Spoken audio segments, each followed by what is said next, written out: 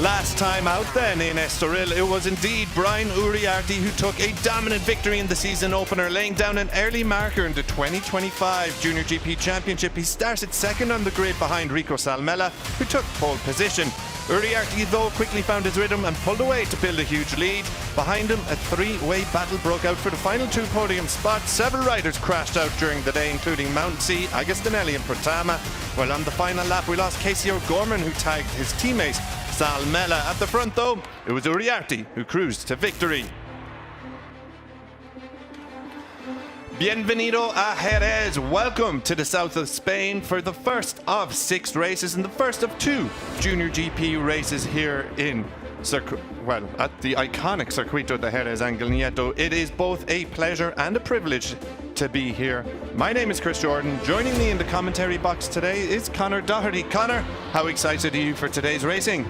Tremendously so, Chris. It's a pleasure as well to be here with you, and we've seen already that this circuit is filling up with people. It's a glorious day here in sunny Andalusia. Just look at that blue sky. We're in for a real treat and some fantastic racing across all of the classes here. Look at that, the fans there already with a fan, because it's that warm here and it's not even 11 o'clock in the morning. Yeah, coming up to 11, we'll have lights out in the first Junior GP race of the day.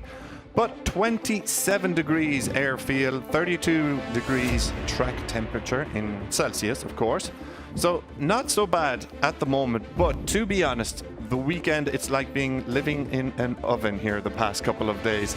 It has been that hot. And now I don't want to sound ungrateful for being in such good weather, particularly after Estoril, where we had such mixed conditions, but it is very much the other extreme here in Jerez. And perhaps slightly concerning for the riders is the heat and how tire degradation will come into play, how it'll be a slippier track surface.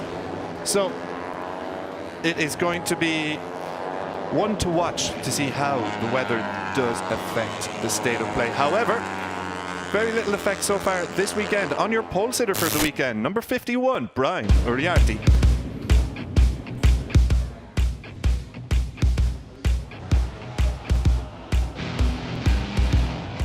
Yeah, well, the pole position was very tricky. The wind was a big problem, and yeah, I managed to get this P1.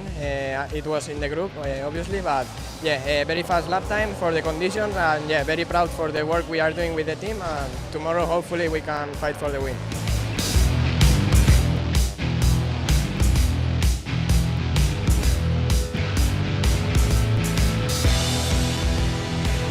Yeah, of course I want to win both races, but I want to make my best, and if it's the P1, yeah, we will take it, and yeah, we will risk until the end, so have fun, and that's it.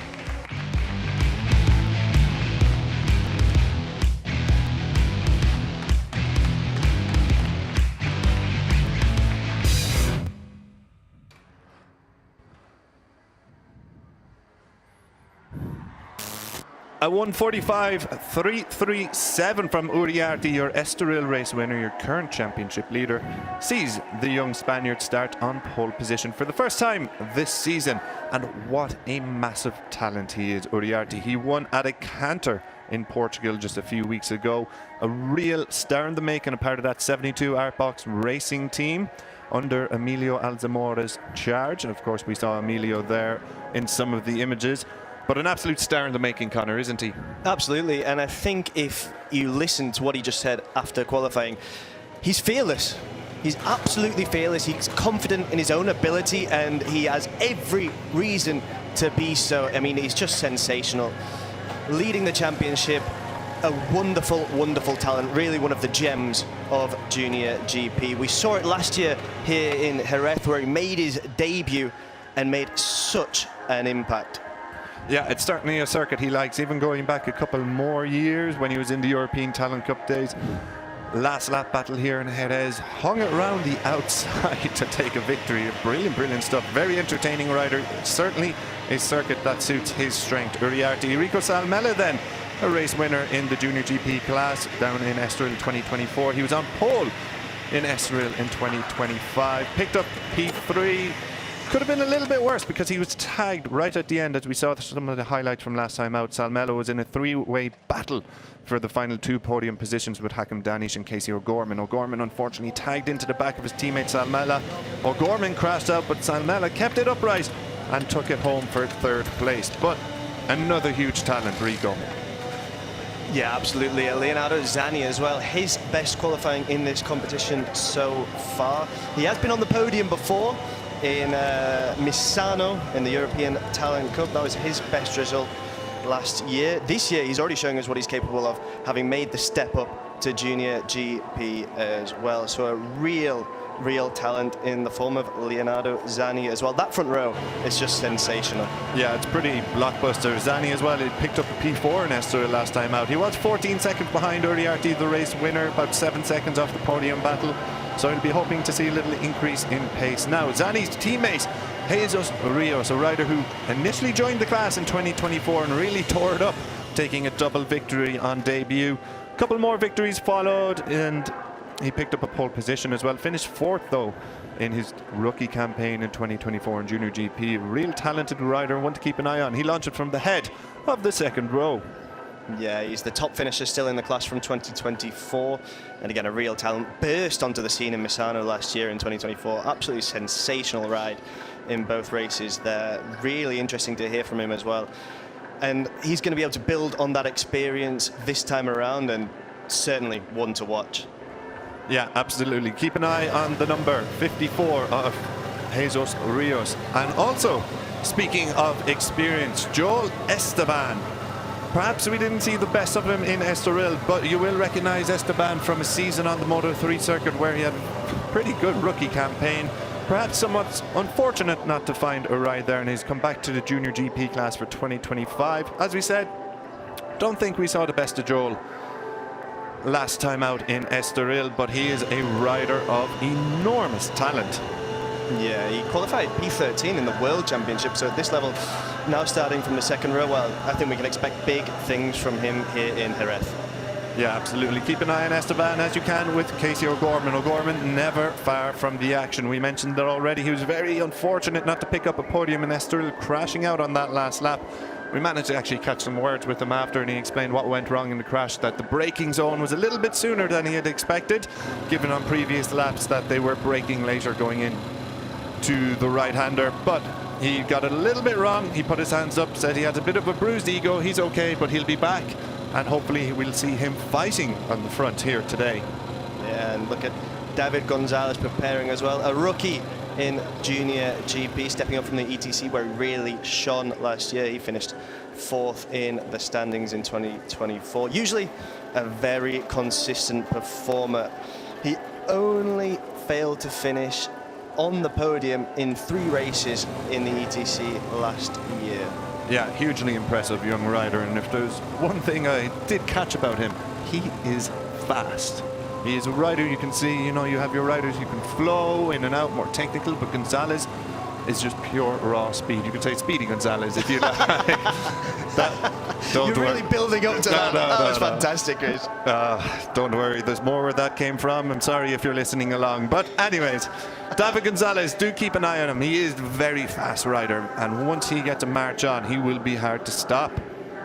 Yeah, absolutely. We saw Giulio Pugliese as well, another very fast rider, stepping up for his maiden Junior GP season after finishing third in the ETC. Sullivan Mounty then will start from P9. He's a really impressive rider as well. He did crash out after 5 laps in Estoril in round 1, but he's going to be building experience at this level, and that's very much something to look forward to for him. Yeah, Sullivan very much inside the top 10 in qualifying again, so pretty impressive for Mounty. Pau Alsina, another ETC rider making the step up with the famed Estrella Galicia 00 team. It has to be said, Estrella Galicia, the team know how to pick their talents coming out of the ETC, one of the big teams here in the junior categories. Alsina having some impressive days out in his European Talent Cup days, picked up a DNF last time out in the Estoril round, retiring after 7 laps. Now, on screen, the Argentine Marco Morelli, another rider of just raw speed. P2 in last year's European Talent Cup, went toe-to-toe with Carlos Cano for that championship title. But Cano did take the victory in that one. Morelli, though, has stepped up to Junior GP, picked up a brilliant P7 in Junior GP in his debut race last time out. So a solid outing, and he'll be hoping for some more. Yeah, absolutely. I mean, he's a real talent. We've just seen there Hakim Danish as well. Absolutely fantastic rider, starting from P13.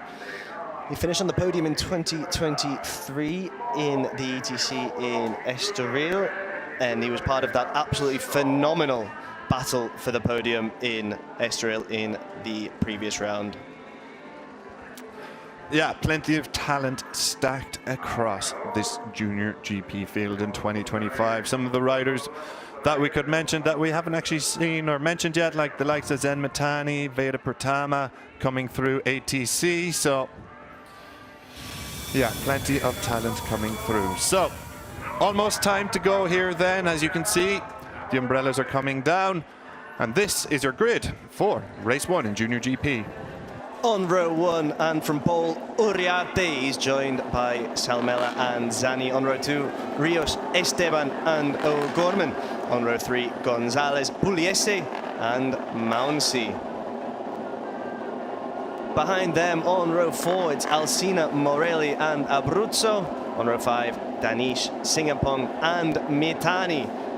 On row 6, Ramestofer, Pratama and Fomara. On row 7, Boggio, Uchiumi and Nicolis. Row 8, Belford, Morognani and Van Chicht. On row 9, Michielon, Agostinelli and Farkas. Behind them on row 10, it's Brown, Serpa and Tiezzi. And on row 11, Bertola and Wojciechowski.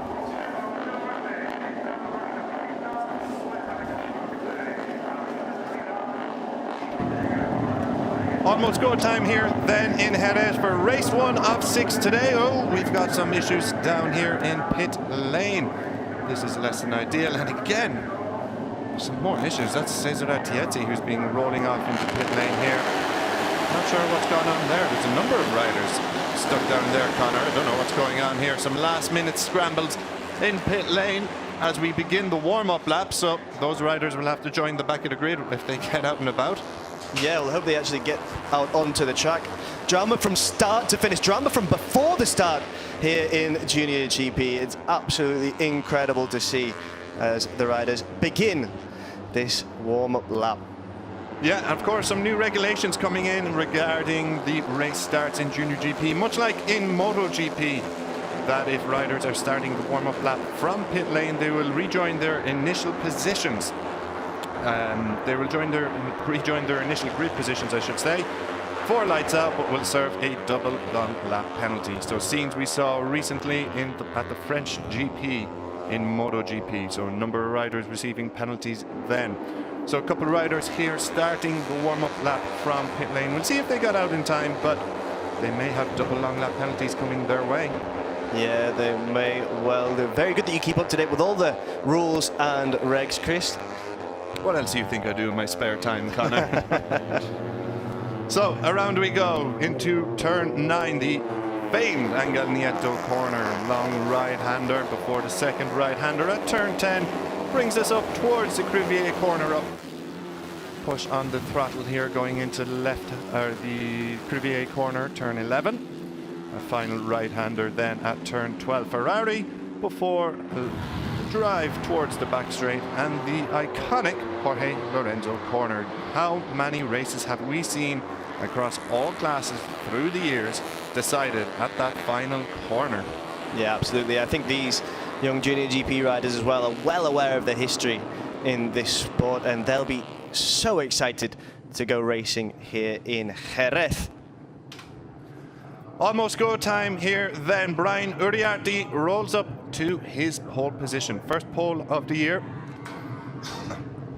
for the young Spaniard.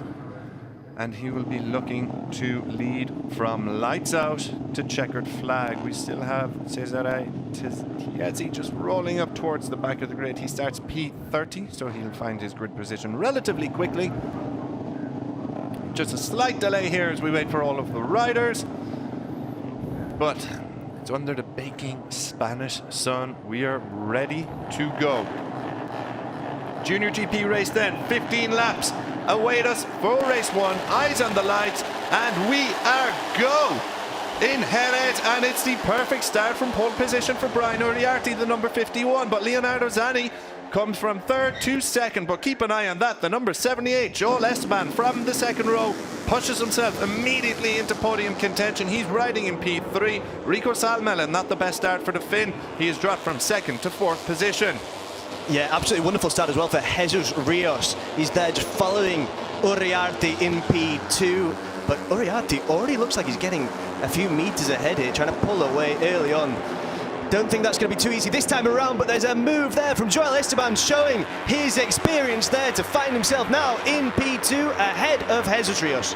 A lovely sweeping move from the number 78 of the CF Moto Aspar Junior team, Joel Esteban. He is going to be in this. Uriarte, any notions of gapping the rest of the field? Well, it looks like a couple of riders fancy sticking on his rear wheel and going with him. But what does Uriarte have here on the opening laps? He's got a 1/10 advantage about halfway through, so he hasn't been able to gap the field, and Rico Salmela has recovered and moved back into 3rd position, and he is going with Esteban and Uriarte, and Esteban has Salmela up the inside, but Salmela just not close enough to make that move stick going around turn 9. No, but he was thinking about it, and if he has that opportunity again, he's going to take it. Look at him now, is he going to try and make a move? No, he's not quite close enough. But these riders are so close to Uriarte here, we're going to see a real battle in this 15-lap race. Yeah, has all the makings of a Junior GP Classic, doesn't...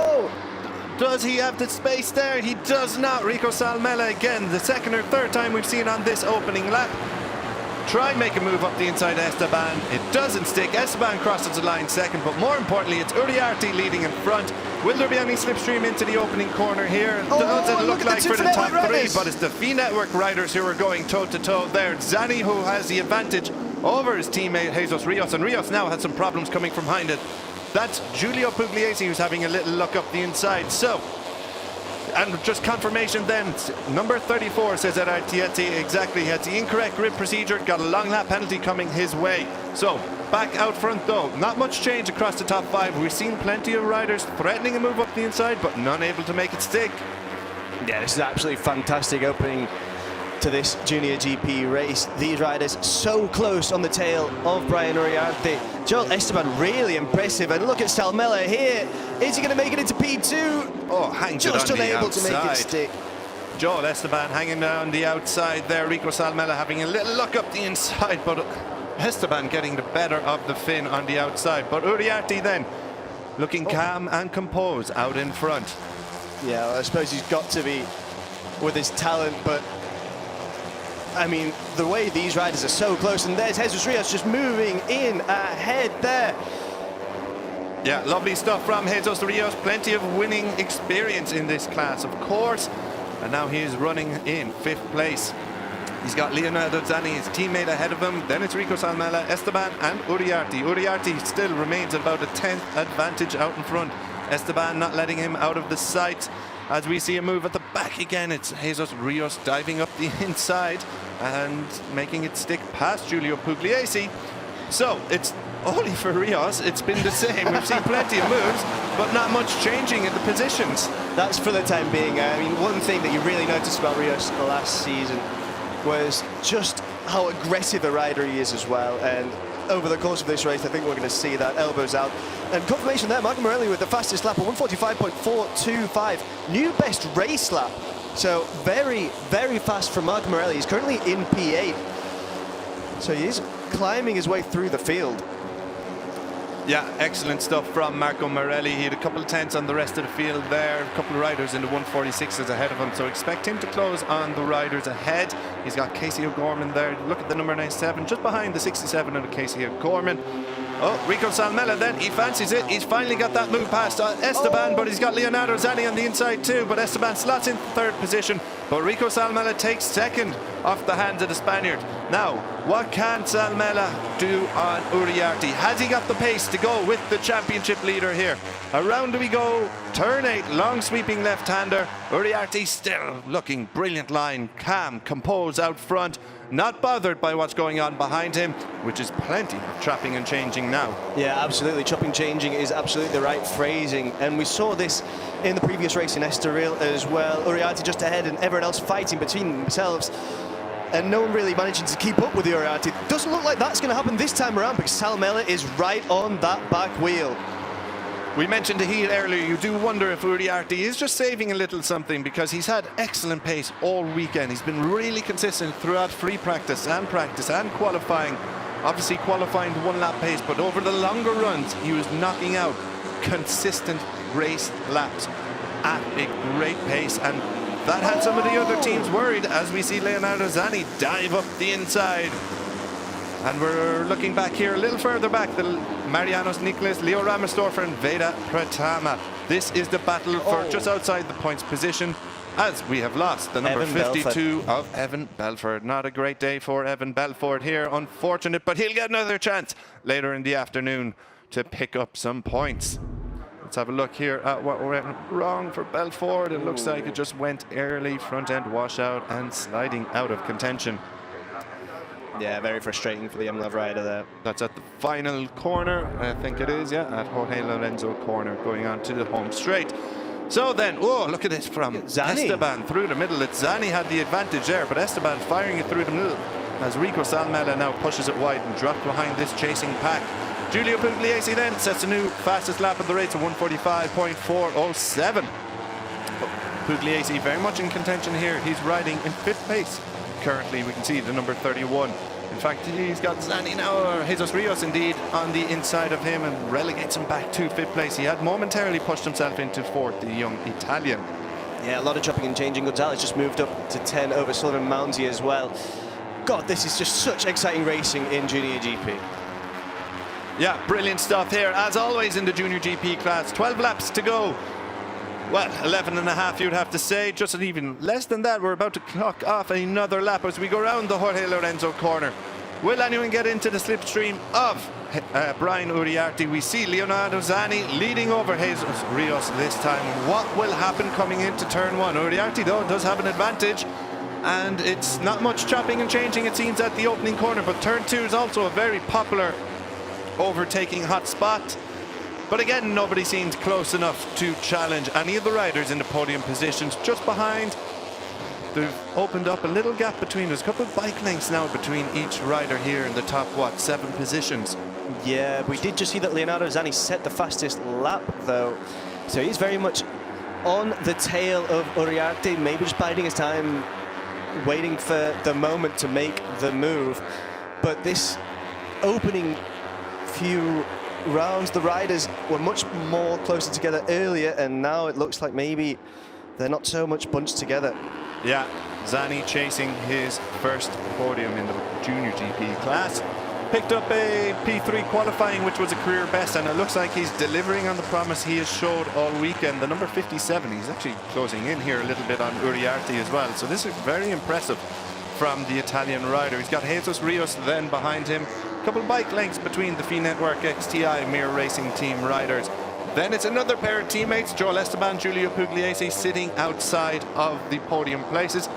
Before it's another pair of teammates, the Estrella Galicia 0-0 duo of Rico Salmela and Casey O'Gorman, rounding out the top 7, which is your lead group here. Hakim Danish, Marco Morelli, then the riders just behind there. Have a bit of work to do to catch these riders out front if they want to challenge for the podium. Of course, Danish P2 last time out in Estoril, a great result for the SICK Racing MCI rider, MSI rider, I should say. Absolutely fantastic from Danesian here as well today in this opening race, from P13 to P8 already, and being able to get into just a bit behind this leading group. I mean, it's a fantastic ride already for him. And Joel Esteban has now set the fastest lap at 1:45.307. So these riders are getting faster and faster out there as the heat gets hotter and hotter. Let's just see how much of their experience will pay off when they have to manage those tyres later on. Here we do have the live championship. Uriarte leading, of course, with 50 points if it stays like this, followed by Leonardo Zanni, who would be, if it stays like this, 17 points behind. So, going to plan so far for Uriarte. He hasn't been able to shake the chasing pack, but he is comfortably leading here, looking calm and composed. Then it's Zanni backing up his promising pre-race weekend form, and now Zanni is very much closing in on Uriarte. Less than what? Oh, Zanni's trying to move up the inside there. It looked like he was about to take it there from that camera angle, but Uriarte cuts the nose off the Italian. Zanni, though, he's not going anywhere. It looks like he is lining up a move here as we get into the sector 4 of this iconic Jerez circuit. Is Zanni going to chance a move at the Jorge Lorenzo corner? 2 right-handers to go. This the second of them, turn 12, and the Jorge Lorenzo corner now. Open up on the throttle. Will he get the inside line here? Will he find a chance to get through at the left-hander? Not quite, but he can get into the slipstream of Uriarte as we go down towards turn 1. We knock off another lap here in the opening Junior GP race of the day. 9 to go. Yeah, we saw earlier as well, Giulio Pugliese just going a bit wide, and that has proved costly for him. He's now down in P9, Marco Morelli into P8. For the time being, though, at the front, it's Uriarte who's leading, and I wouldn't be surprised if on this lap, Leonardo Zanni tries to make a move. Yeah, just in behind then, it's Jesus Rios, who's been riding in 3rd position for quite a while. He hasn't been challenged from any of the riders behind. Recently, it seems Joel Esteban, Rico Salmela and Casey O'Gorman are having a scrap amongst themselves, which is proving to their detriment. It's allowing the top 3 now to open up even bigger gap. Probably one of the larger gaps we've seen all day, all race. But it is very close, and this is Junior GP. Those gaps can disappear in a heartbeat. Yeah, absolutely. The gap between the top 6 and P7 is now 1.3 seconds. Danish in P7, he's going to need to try and trim that gap. He's still got plenty of time to do so, but that would be in everyone's interest, especially Danish, Morelli and Pugliese. Yeah, just a bit of information from the back of the pack. Cesare Chiesi and Jeremy Wojciechowski both completing their double long lap penalties for incorrect grid start procedure. They started from pit lane just before lights out. There was a bit of a scramble, but both riders now running at the back of the field. Back out front though, Uriarte still leading over Zanni, Rios Esteban in 4th. Salmela over O'Gorman. Then it's a 1.5 second gap, as you can see on the left-hand side of the screen, to Hakim Danish. It's been in this order for quite a while. It looks like everybody's just taking their time, waiting for the right opportunity. But how often is Junior GP decided on the last lap, Connor? Very often is the answer. Estoril was rather the exception than the rule, I would think, where Uriarte ran home to a 7-second victory. Here, things are looking a lot closer. Yeah, for the time being, but the battle for the podium in Estoril was absolutely sensational. I mean, that fight between Salmela, Danish, and Salmela? O'Gorman. Sorry, guys. Was just incredible. And that was just behind Uriarte, and we were treated to that for so long. And as you said earlier, you mentioned it, it was just so tragic for O'Gorman right at the end. Yeah, absolutely. Are we going to see a change in the running order here? Not quite. It looked like Pugliese, rather Joel Esteban and Salmela were lining up a move. But just touching on the point of Estoril, perhaps it's been some lessons learned. You see Rico Salmela, Casey O'Gorman are there. They're running in 5th and 6th, so not quite 2nd and 3rd like last time. But perhaps some lessons learned that if you want to stay with Uriarte, you can't be battling amongst yourselves. And Zanni, Rios, Esteban have all just quietly slotted in here, and it looks like we're going to be in for some very late fireworks indeed, as the top 6 open up a gap even further. Giulio Pugliese, he was battling among these podium hopefuls, but he has dropped off the pace significantly. He's running in 8th position now, in a group led by Hakim Danish, but it also includes David Gonzalez and Leonardo Abruzzo, and Marco Morelli, of course, as well. Yeah, he just made a mistake earlier on, and that proved incredibly costly. We have seen a position change there. Joel Esteban ahead of Rios now, moving into P3, into that last podium position. Yeah, Esteban, brilliant stuff. We saw it just off, but we'll get a replay of it shortly. Rios has hopefully. dropped down quite a bit, actually. Yeah, Jesus Rios is not quite here. He's, what, half a second now behind Uriarte out front. And look at that, he's running it wide. Is he struggling for grip here a little bit? It's been a terrible few corners for the Junior GP race winner P4 in last year's championship. And, well, he picked up a DNF, 0 points in Estoril. Maybe if he's struggling here a little bit, I think maybe he might just need, well, he's going to try a little look up the inside here, but he might just need to hold on for the points here to really get his championship run. Oh, look at that. Up and running. But, of course, what do I know, Connor? It's a 2-for-1 overtake. Brilliant stuff at turn 6 at the Danny Petrosa corner. And that drop puts him back up into the podium position. Brilliant stuff from Jesus Rios. Yeah, absolutely wonderful. Very much worthy of that corner's namesake as well. Fantastic stuff. Also fantastic stuff from Leonardo Zanni here. He's keeping it very, very tight with Brian Uriarte, showing exactly what he's made of. Yeah, very true, Connor, very true. He has not let go of that rear wheel now for a couple of laps. So Leonardo Zanni putting in the ride of his life so far in Junior GP. Very much on for a podium, but is he hoping for a little bit more? What a way to break your podium duck with victory at the iconic Circuito de Jerez-Ángel Nieto. Yeah, absolutely. I mean, the circumstances here have been very different to that opening race in Estoril, where the riders had to deal with really mixed conditions. I mean, it was torrential rain from start to finish during qualifying and on the previous 2 days. And then on race day, the weather got better as it went on, but it still was very wet right from the beginning. This time around in Jerez, completely different circumstances, and the riders are really going to have to show their versatility, their ability to manage different conditions, and that's so useful for them at this nascent part of their career.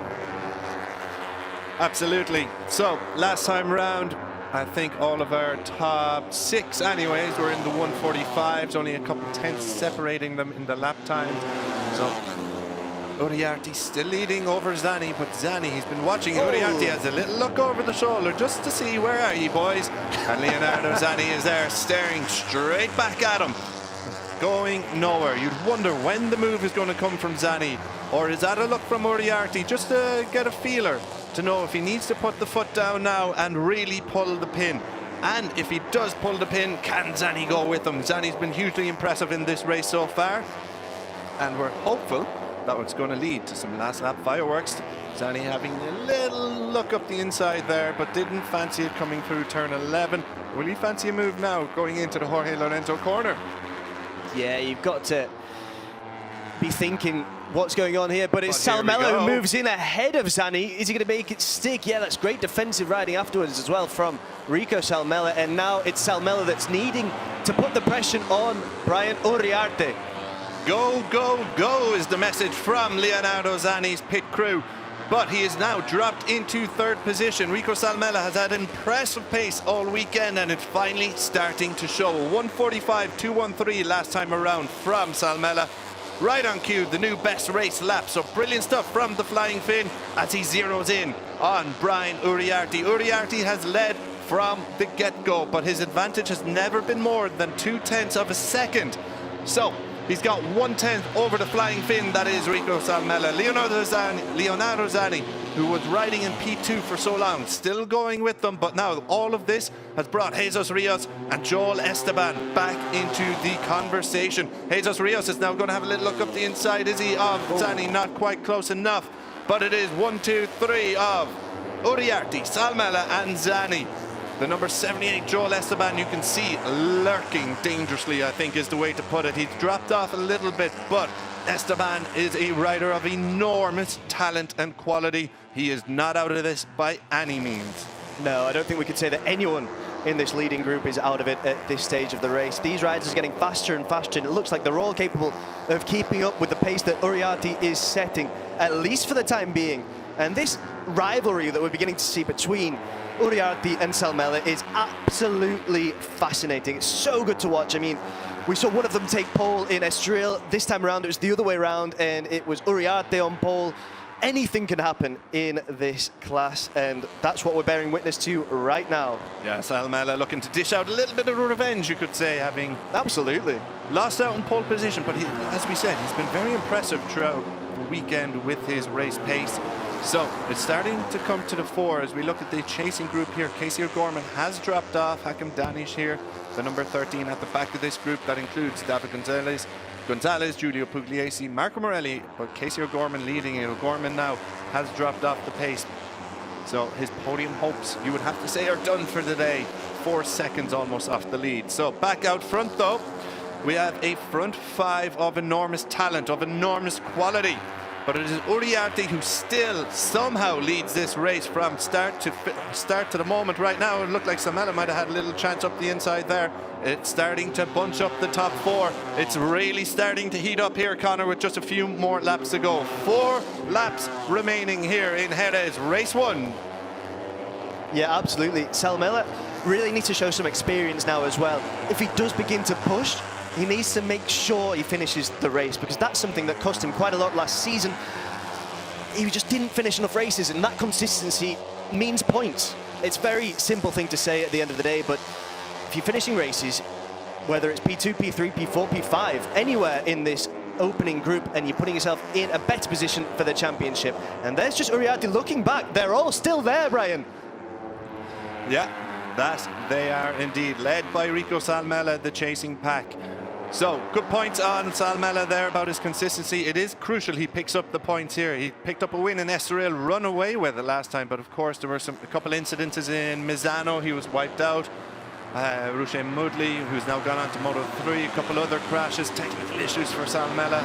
So if he wants to light up a championship charge, points are crucial. He started off with a P3 in Estoril. He's got a podium in his hands here, but is he going to be looking for a little bit more? That's David Gonzalez, who is out of the running. He was in that second group, just with O'Gorman, Pugliese and Danish, and it looks like a technical issue sees his race 1 done for the day. So no points on offer for the young Spaniard, which is a big shame. He was on for another top 10 finish. He's frustrating, I think is the word to use there. Absolutely. Frustration, but he'll have a second chance later in the afternoon. So let's focus on what's happening on track. It's the number 51 who leads with just, what, 2.5 laps remaining.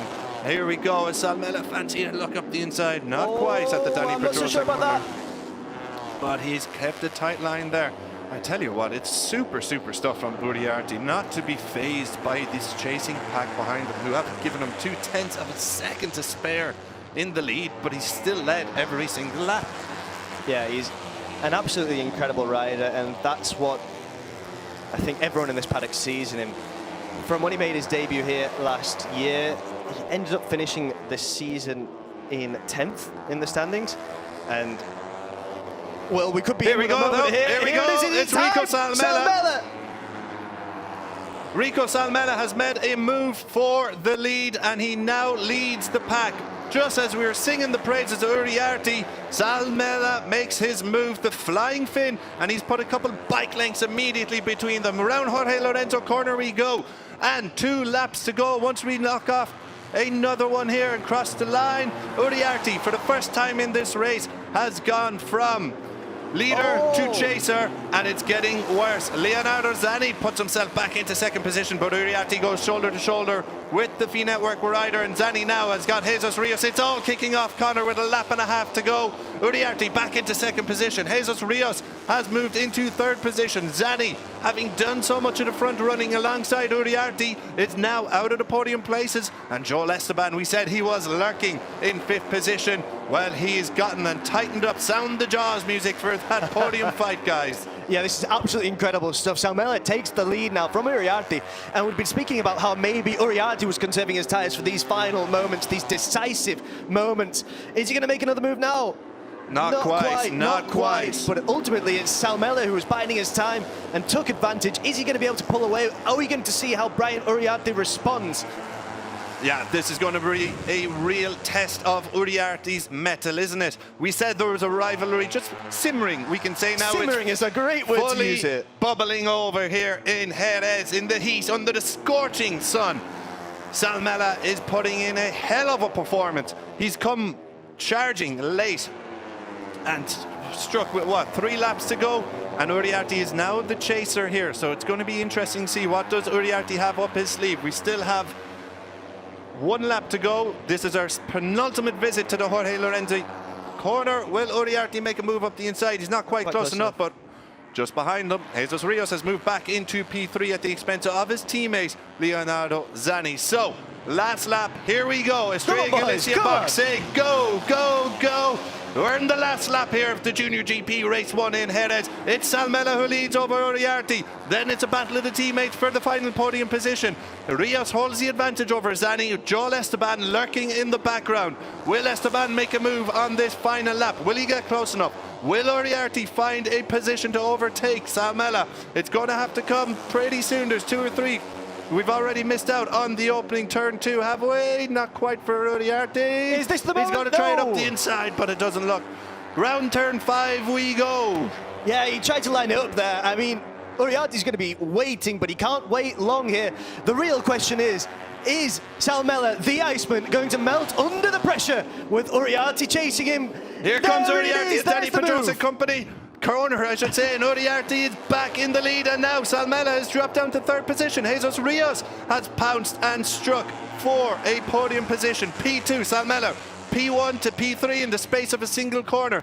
That is what Brian Uriarte and Jesus Rios can do to you. Will there be a move from Rios now on Uriarte with just a few corners to go? He's got Salmela making a move up the inside of Rios, but nothing going. Salmela runs a little bit wide. Zanni looked out of his seat there as well. Yeah. So it looks a fight between Uriarte has a little look over the shoulder. The number 54, Jesus Rios, is there. That is not what he wanted to see. Salmela is also there, and Salmela moves into 2nd position. Brilliant move. Round last corner, here we go. Rico Salmela adopts the wider line. He's got his nose in front. He cuts the nose off Uriarte around the final corner. But look at Uriarte goes wide. It's going to be Uriarte who takes the victory, but it's between Jesus Rios now and Salmela for P2. Uriarte, Salmela, Rios, what a final lap. Absolutely incredible. Not just the final lap, the last 2 laps. There it is, the checkered flag is waving, and it's Uriarte with another sensational ride. I have to say, that was a lot more difficult for him than in Estoril, and there's a reason why, because those leading 5 riders here were absolutely sensational from start to finish. Uriarte, Salmela, Rios, Zanni and Esteban. Absolutely incredible, and I offer an applause to all of them for what they put in here today. What an absolutely sensational performance. What an absolutely sensational final 3 laps there. It had been simmering. It had just been bubbling over quite nicely as the front few riders settled into their positions, but then with 2 laps to go, all hell broke loose, Connor. Rico Salmela made his move on Brian Uriarte, but Uriarte showed what he is made of. Pops a wheelie there in celebration.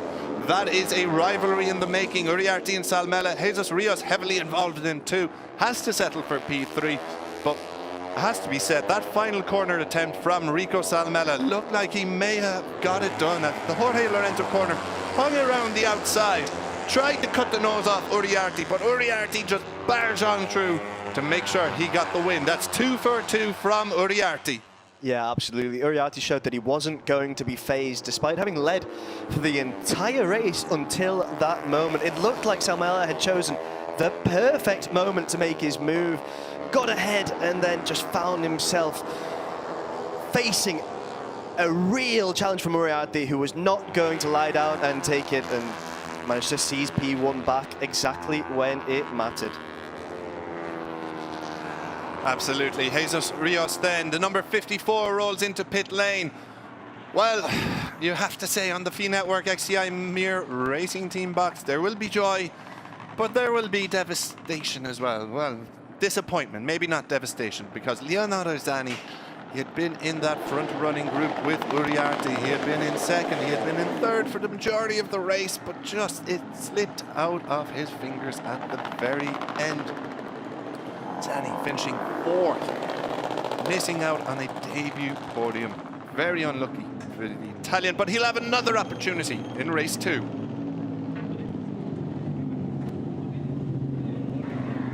So the podium trio go in to get their technical checks to make sure all is okay. And you can see there the face of Uriarte knows he is okay. What a performance from the championship leader. 2 from 2 in 2025. Taking the maximum 50 points on offer. Brilliant, brilliant performance. And he really had it put up to him today by both Jesus Rios, Rico Salmela, and Leonardo Zani. Zani, though, the unfortunate one, just to miss out on the podium, as did Joel Esteban. Just never made that move, Esteban, over the final couple of laps, coming home in P5. Celebrations all round then. In the 72 art box. Garage, Brian Uriarte, your race winner. And championship leader. Solidifies his grip on the championship lead. We'll be hearing from him very shortly. Connor is making his way over to Parc Fermé as we speak. Well, Rico Salmela, it's 2 podiums in 2. P3 in Estoril. Goes one better in race 1 in Jerez with a P2. Well, Jesus Rios picked up his first points of the year.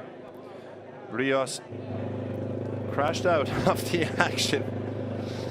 Crashed out of the action in Estoril as we watch Rico Salmela cool off with some of his engineers and mechanics. But Jesus Rios, I should say, better said, picked up a DNF.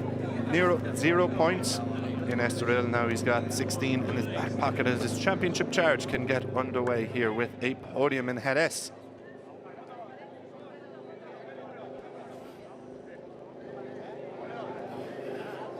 So the celebrations in full flow. The photos are being taken. That's Jesus Rios, P3, back on the podium in Junior GP. He's got a couple wins to his name in Junior GP, double in Misano in 2024, win in Catalonia. He's got a pole position to his name. Well, he finished 4th overall in the 2024 championship. He'll be aiming to do a little bit better in 2025. Uriarte, though, looks like he's going to take some stopping this year. The young Spaniard was hotly tipped as the favorite coming in to the 2025 campaign, and no wonder when he burst onto the scene in Jerez last year, taking a win on his debut weekend. A couple more big results along the way. So these are some of the key moments from Jerez race 1. This was Uriarte's winning overtake, getting up the inside of Salmela. Salmela running a little bit wide there, didn't he? And that opened the door for Jesus Rios.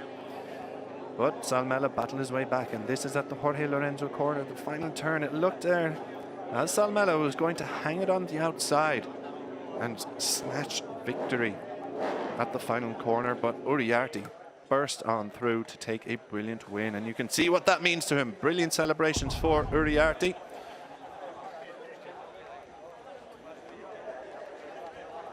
And we can hear from Uriarte very shortly. He's down in pit lane, in Parc Fermé rather, with Connor Doherty. And here we are. Yes, we can hear from Brian Uriarte now. That's right, Chris. Brian, that was absolutely sensational. It looked like you had everything under control, but those last 2 laps, they made it very difficult for you, but another win. How does it feel? Yeah, well, it feels amazing. Winning is an amazing feeling, so yeah, very happy. We pushed a lot on the race. I was leading many laps. Then Rico passed me, and yeah, I was seeing that he was having some problems with the rear tire. He was sliding a lot, and yeah, well, everyone, I think it was like this, but I managed it well.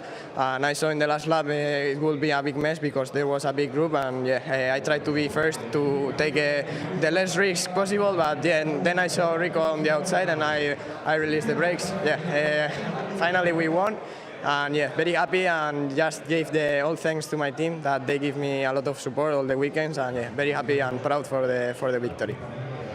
And in Spanish, please. Sí, la verdad es que una victoria sienta genial. Bueno, la verdad es que la carrera ha sido bastante complicada porque he tenido que apretar muchísimo durante muchas vueltas. Luego Rico sí que es verdad que me ha adelantado, pero le he visto que tenía problemas con el neumático de atrás, le he deslizado bastante.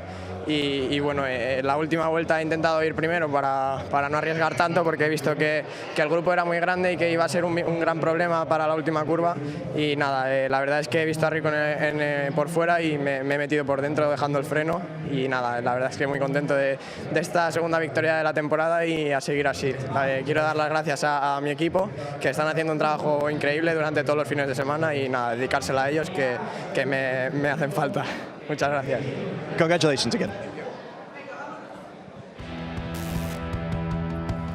Brian Uriarte is your race 1 winner in the Junior GP World Championship from Jerez, and Uriarte, the number 51, started from pole position to lead into the first corner.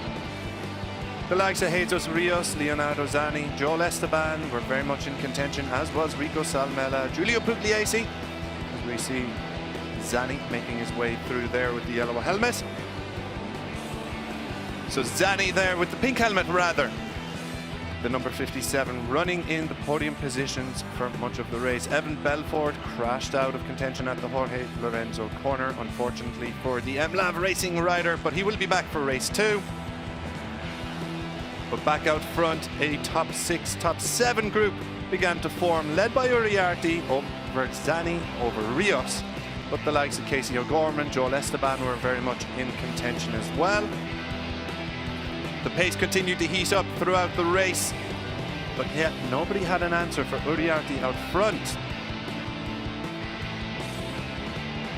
Giulio Pugliese fell off the pace of the podium hopefuls and joined a second chasing group, while Rico Salmela began to charge through the pack with just a few laps remaining. And finally, we had a change at the lead, with Flying Finn Salmela making a move past Uriarte with just a couple laps remaining.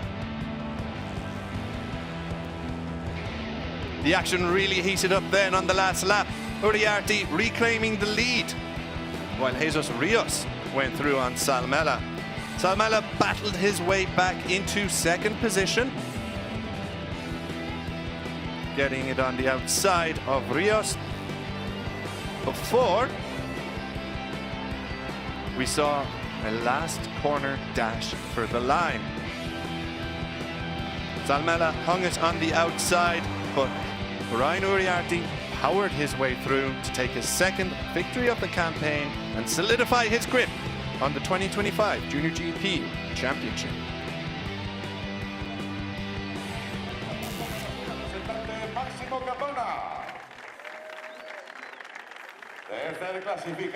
So the podium celebrations get underway with a home winner in Jerez. First up, though, it's Jesus Rios, picked up his first podium of the campaign.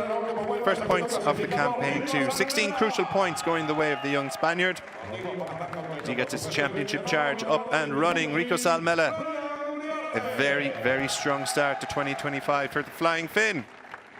P3 in Estoril, P2 in Jerez. He'll be hoping to go one better in race 2, but it's Brian Uriarte who once again stands on the top step. Mr. Juan Alvarez, president of the RFME's Management Committee, brings out the trophy for the team representative from the UAX 72 Artbox squad.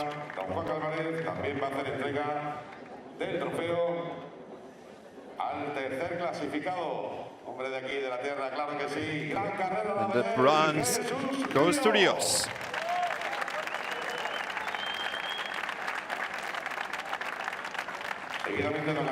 Maybe not the victory he had hoped for, but a return to the podium for Rios. As we said, blanked in Estoril, so he's up and running in the championship. So he'll take this to build momentum. Salmela, a rider who very much already has momentum going. P3 in Estoril could have been a little bit better if it wasn't for that last lap incident, which knocked him wide in Portugal with teammate Casey O'Gorman. But a P2 here could have been a little bit better if it wasn't for Brian Uriarte showing his class. The young Spaniard taking victory in Jerez once again for the Spanish national anthem.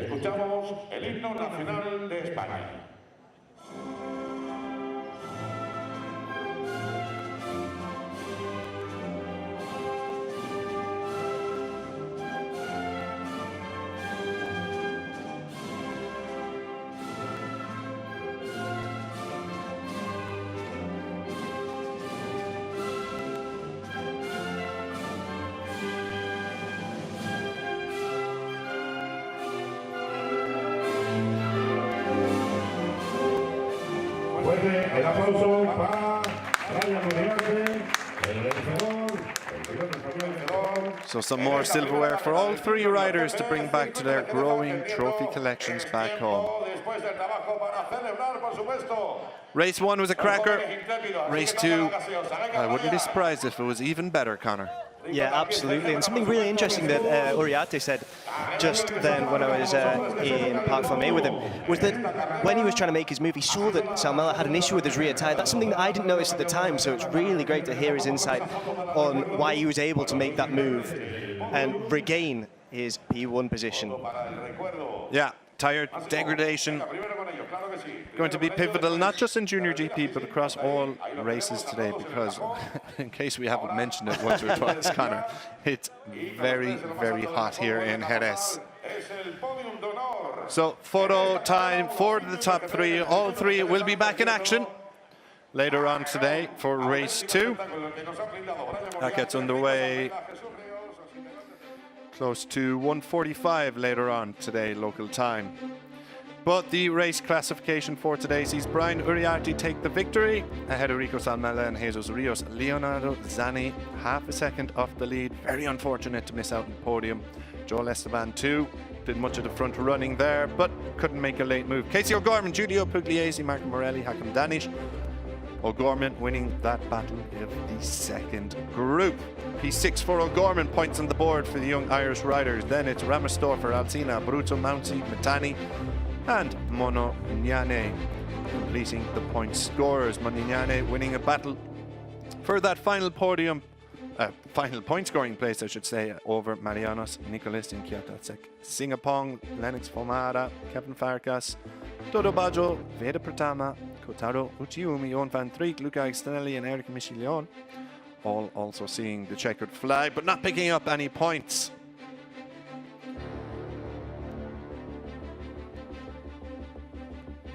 While Eduardo Bertola, Lucas Brown, Ivan Serpe, Cesare Tiezzi, Jeremy Wachachowski also seeing the checkered flag, while Evan Belford and David Gonzalez crashed out of contention. Well, David Gonzalez had a technical issue. Championship standings then, it's Uriarte on the maximum, 50 from 50. Salmela moves into second position. Hakim Danish drops to third. Leonardo Zani, a pair of P4, sees him in P4 in the championship. Giulio Pugliese, Joel Esteban, 5th and 6th. Esteban up 3 places. Jesus Rios up 12 behind Marco Morelli, with Leo Ramersdorfer in 9th. Then it's Gonzalez dropping 4, Gorman moving up 9, Matani down 4, Belfort down 3, Leonardo Abruzzo moving into the 13th, Alcina, Mouncy on the move up, Singapong on the way down 4 places.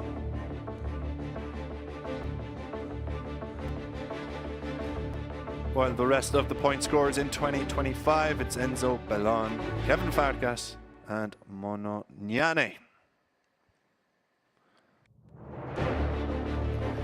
So, race 1 from the Junior GP here in Jerez belongs to the number 51, who makes it 2 from 2 in 2025. Brian Uriarte will be back later in the afternoon, looking to make it 3 from 3, but he will have plenty of competition. Make sure you join us then.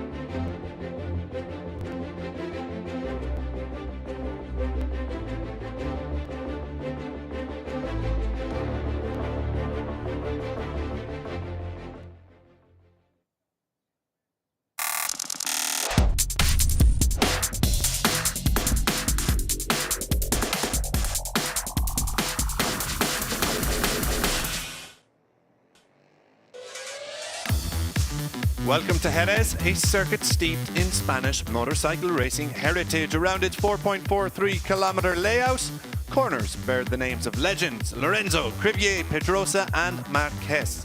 a tribute to the icons who have helped shape the sport at all levels. But today, it's not just about the past, it's about the future. And leading the charge in the European Talent Cup is another prodigious Spanish talent, Carlos Cano.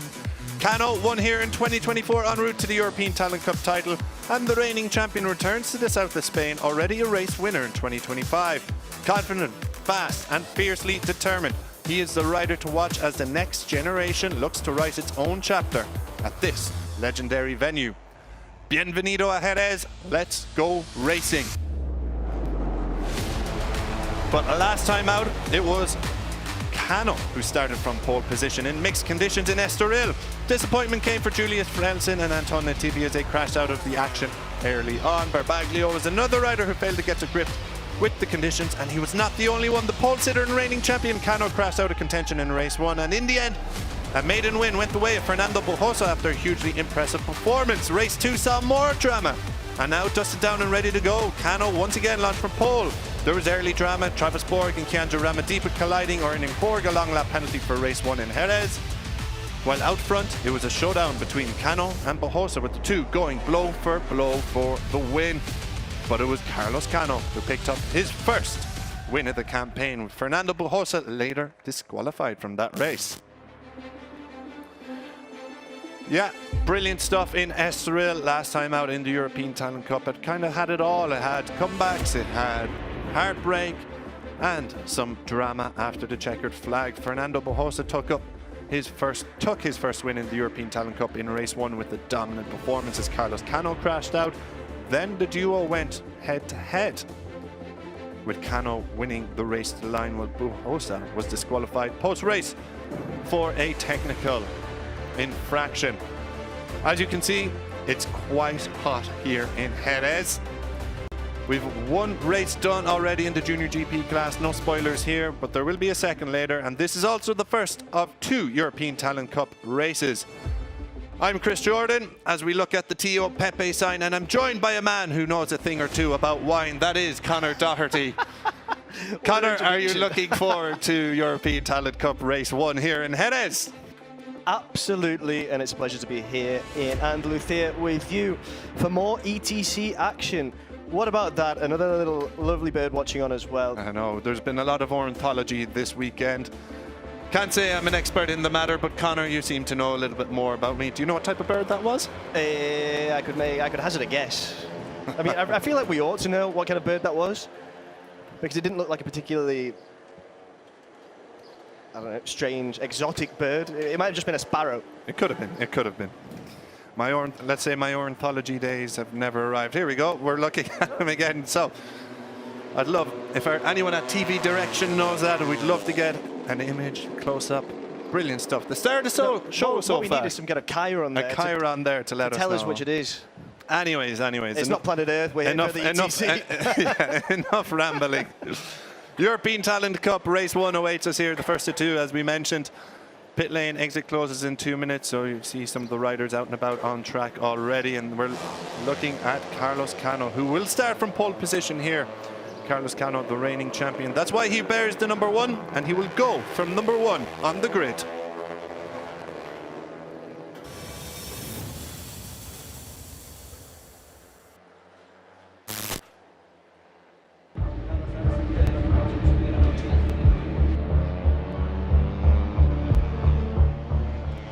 I am very happy for this second pole position in this year, and yes, today the weather condition is very hot, and now I focus for tomorrow for the races, and I try to do a very good start, and I try also to win the race. And I thank people who support me, my family, my team, and everybody. Thank you.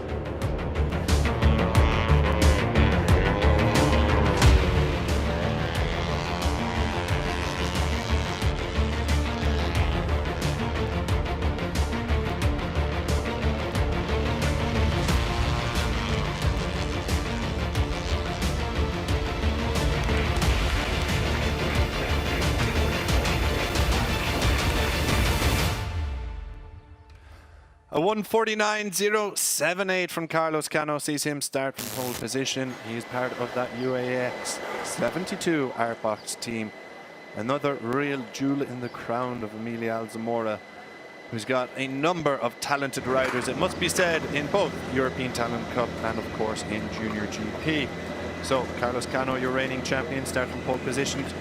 As we mentioned earlier, crashed out of race 1 in Estoril, but was back on the top step in race 2. Sits 4th in the championship currently, with Alex Longarella leading the way. Longarella didn't stand on the top step, but a double podium from the Snipers IGAX rider sees him lead the championship coming into this one. But what about this rider, the number 46? You need to have some talent if you're going to wear the number 46 on your bike, and this rookie rider, Alvaro Lucas, part of the Aspar Junior team, certainly seems to have some. Kind of came out of nowhere maybe in the European Talent Cup opening day to sit second now in the championship. Didn't get on the podium, but a couple of strong results for him sees him well placed in the championship, and now he has backed it up here under the scorching heat of Jerez, starting second on the grid. Yeah, absolutely incredible qualifying for Alvaro Lucas. I do believe he's one of the youngest riders we're going to be seeing this weekend as well, so he's shown just how capable he is of performing in these conditions, and that almost belies a certain maturity which maybe you wouldn't have expected from him. Yeah, absolutely. Of course, it needs to be remembered that these European Talent Cup riders are amongst the youngest we'll see on the grid here today. It's the European Talent Cup, and then they will move on to typically the Junior GP, maybe sometimes to the Moto2 European Championship, but they need to be at least 16 years of age to do that. Many of these riders falling below that age threshold. Fernando Bujosa then. A little bit of agony and ecstasy, I think you could say, for him in Estoril. Victory, a maiden victory in the European Talent Cup, and a pretty dominant victory amid the mixed conditions. It was a brilliant ride from Bujosa, but then he backed it up with a great ride in race 2, but was later disqualified for a technical infraction. So I don't want to say it soured the weekend, but maybe dampened the celebration somewhat. Yeah, I feel like if it happened the other way around, it wouldn't have been so irritating for him and his team. But the fact that it happened in race 2 when he was disqualified, yes, he wasn't able to make up for it. This time around, well, he's got a real chance to prove himself once again, and they'll be hoping there aren't any issues with bike weight this time around. Absolutely. It's all about proving yourselves in the European Talent Cup, as we look at Gonzalo Perez previously, but Ignacio Galan here, the young Spanish rookie as well. Competed in 3 ETC races in 2024. He's still a rookie in 2025. Didn't pick up any points, but they did a great qualifying from Galan to see him 6th on the outside of the second row. Yeah, it's his best ever qualifying in this class. Previously, he'd taken a P11, but this time, as you say, second row. Eduardo Gutierrez then launches from the head of the third. 14 points picked up in Estoril. It was a pretty solid outing, that has to be said, for Gutierrez. He'll be hoping to continue that momentum that he found early days in Estoril. Yeah, absolutely. And this time around, last year in Jerez, he started from the back of the grid and made real inroads, plowing through the field from P30 to P18 and P21. This time he's in an excellent position to take advantage of a place on the third row.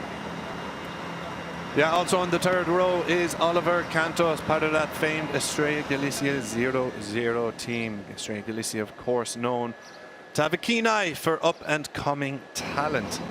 Speaking of up-and-coming talent, it's Travis Borg. Connor, how impressive was Borg on debut?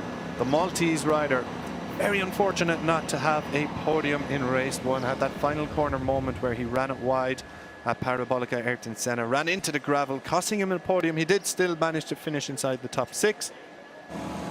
Race 2, unfortunately though, for Borg, he crashed out early. Got the braking wrong going into turn 1, wiped out Singapong, Kiatasak Singapong, and has earned a long lap penalty for this race.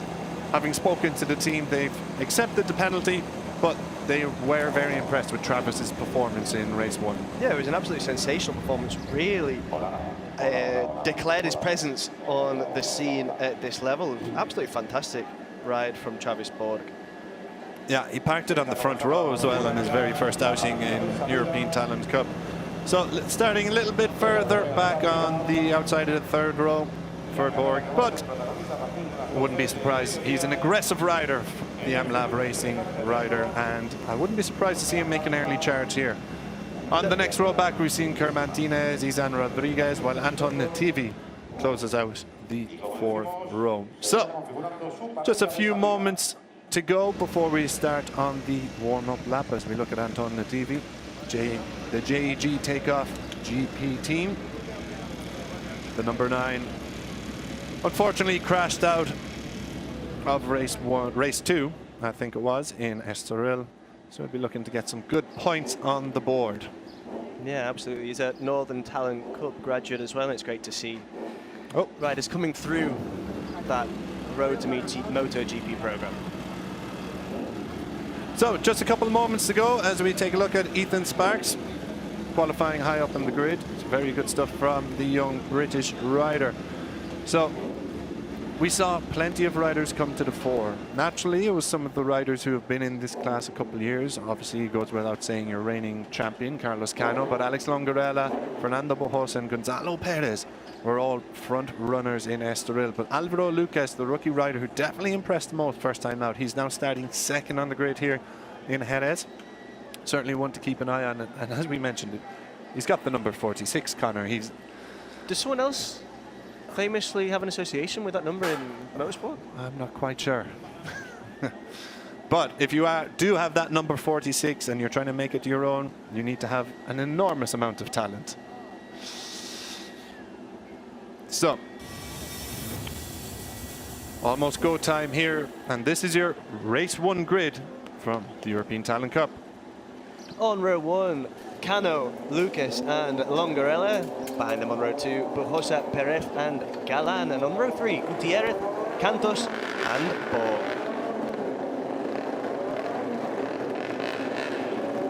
Behind them on row 4 is Tinez, Rodriguez and Nativi. On row 5, Sparks, Marulanda and Miroslavov. Row 6, Boxberger, Sanchez and Carpucci. Behind them on row 7, Da Costa, Osorio and Almeida. On row 8, Ramadipa, Tessini and Pons. On row 9, Borelli, Rostagni and Matsudaira.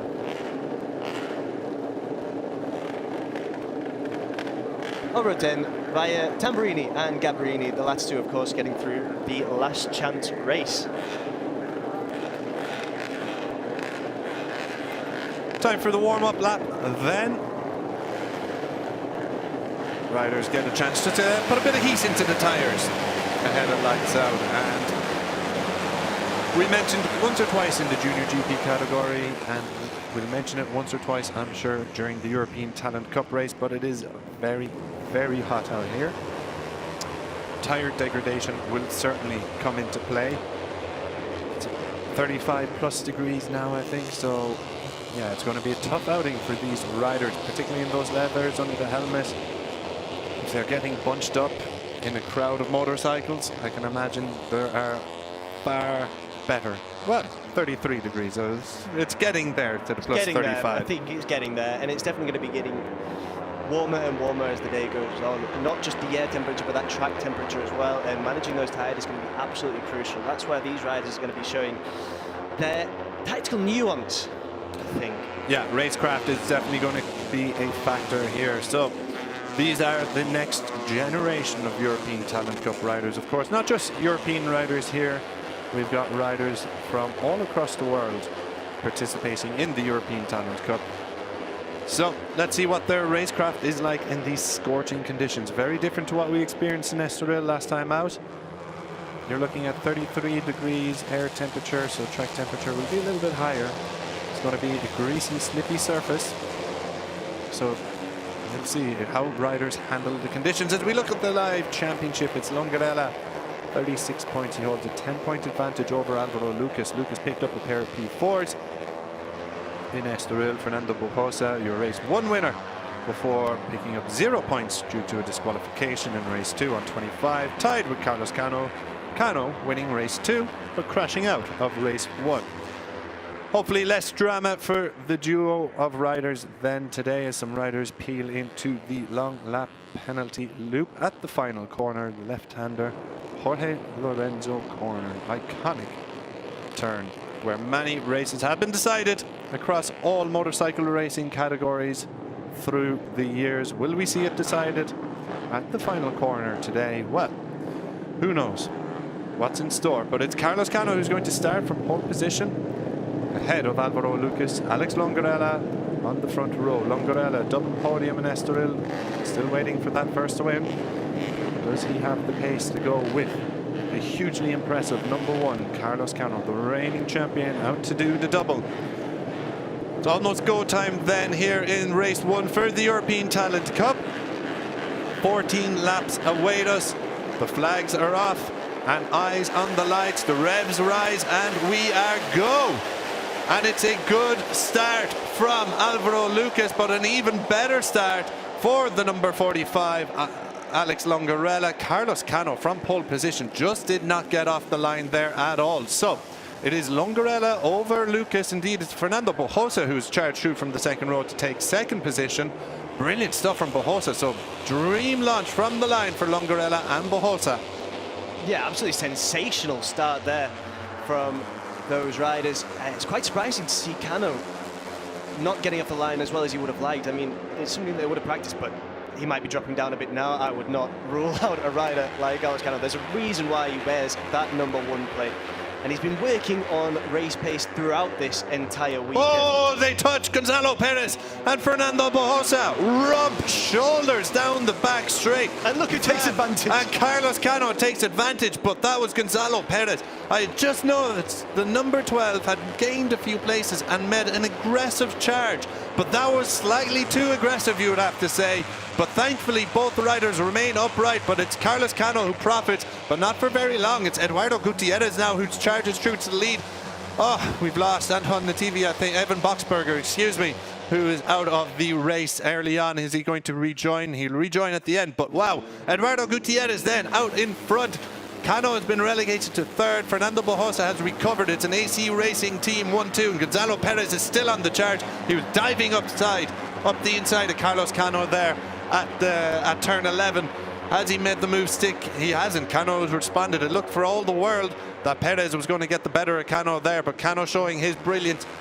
As we go round then for the first lap, it's Jorge Lorenzo corner through to the start finish line. And leading the first lap is Fernando Bojosa over the line, over Edu Gutierrez. But Gutierrez now has the inside line. Will he make one stick up on his teammate? No, Bojosa is a bit later on the brakes, has the outside line, cuts the nose off the number 14. Gonzalo Perez, though, has moved up into third position. Carlos Cano relegated to fourth.